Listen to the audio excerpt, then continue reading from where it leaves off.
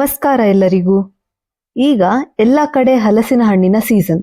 ಹಾಗಾಗಿ ನಮ್ಗೆ ಹಲಸಿನ ಹಣ್ಣಿನ ಹಲ್ವಾ ಮಾಡ್ಕೊಂಡು ತಿನ್ನೋಣ ಅಂತ ಅನ್ಸ್ತಾ ಇತ್ತು. ಆಚೆ ಈಚೆ ನೋಡ್ದೆ ಒಂದು ಹಣ್ಣನ್ನ ತಂದ್ಬಿಟ್ಟು ಅದನ್ನ ಬಿಡಿಸಿ ರೆಡಿ ಮಾಡಿ ಇಟ್ಕೊಂಡ್ವಿ.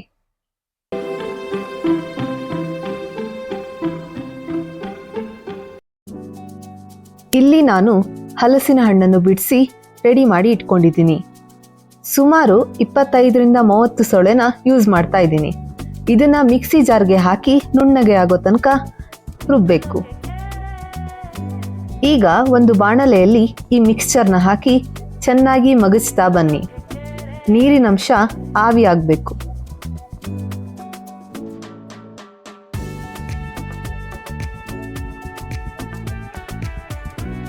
ಮತ್ತೊಂದು ಪಾತ್ರೆಯಲ್ಲಿ 1 ಕಪ್ ಬೆಲ್ಲ ಹಾಕಿ ಅದಕ್ಕೆ 1 ಕಪ್ ನೀರನ್ನು ಹಾಕಿ ಕುದಿಸಿ. ಈ ಹಲ್ವಕ್ಕೆ ನಾನು ಸಕ್ಕರೆ ಯೂಸ್ ಮಾಡ್ತಾ ಇಲ್ಲ. ಬೆಲ್ಲ ಕರಗಿ ಸ್ವಲ್ಪ ಕುದಿಬೇಕು. ಆಮೇಲೆ ಆಫ್ ಮಾಡಿ ಇಟ್ಬಿಡಿ.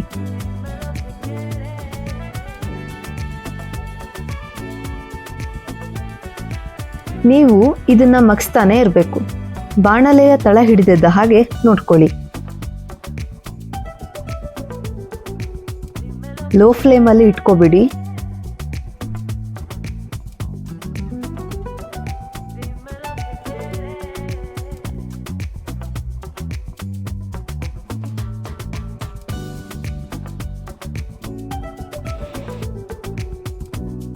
ಇದಕ್ಕೆ ಕರಗಿಸಿದ ಬೆಲ್ಲವನ್ನ ಹಾಕಿ ಮಿಕ್ಸ್ ಮಾಡ್ಕೊಳ್ಳಿ.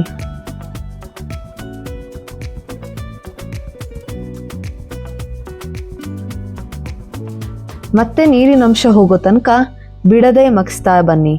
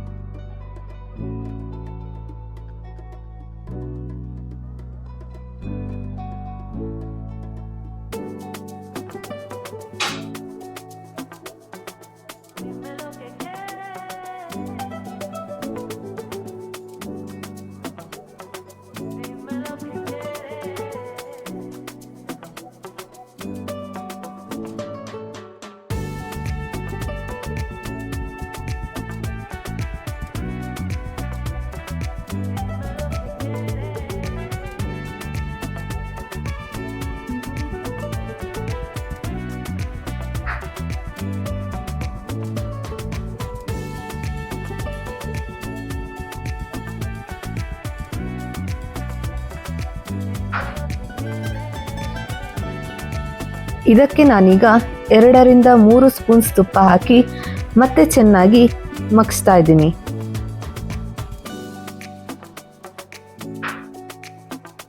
ನೀವು ಜಾಸ್ತಿ ತುಪ್ಪ ಬೇಕಂದ್ರೂ ಮತ್ತೆ ಹಾಕ್ಕೋಬಹುದು.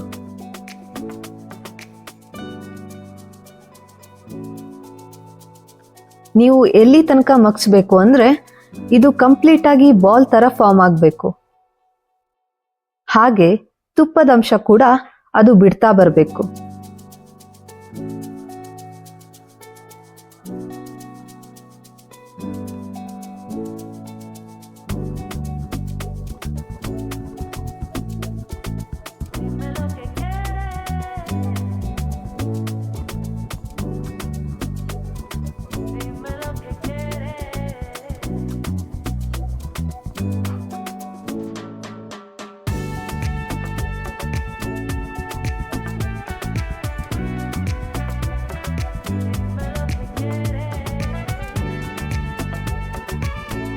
ಈಗ ತುಪ್ಪದ ಅಂಶ ಬಿಟ್ಟಿದೆ.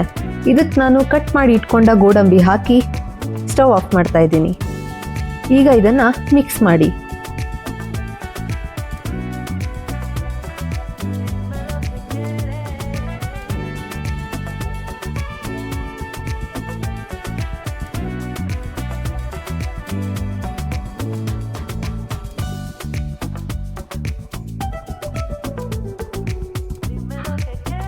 ಒಂದು ಬಟರ್ ಪೇಪರ್ನ ಪ್ಲೇಟ್ ಮೇಲೆ ಇಟ್ಟು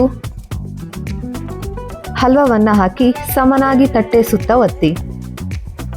ಬಟರ್ ಪೇಪರ್ ಇಲ್ಲ ಅಂದ್ರೆ ಪರವಾಗಿಲ್ಲ. ನೀವು ಒಂದು ಪ್ಲೇಟ್ಗೆ 2-3 ಡ್ರಾಪ್ಸ್ ತುಪ್ಪ ಹಾಕಿ ಪ್ಲೇಟ್ಗೆ ಹಚ್ಚಬೇಕು.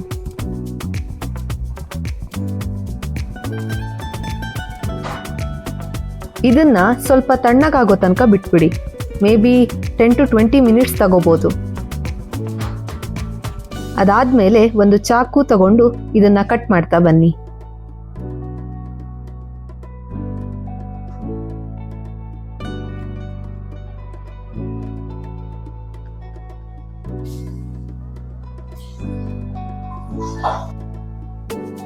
ಟೇಸ್ಟ್ ತುಂಬಾನೇ ಚೆನ್ನಾಗಿರುತ್ತೆ.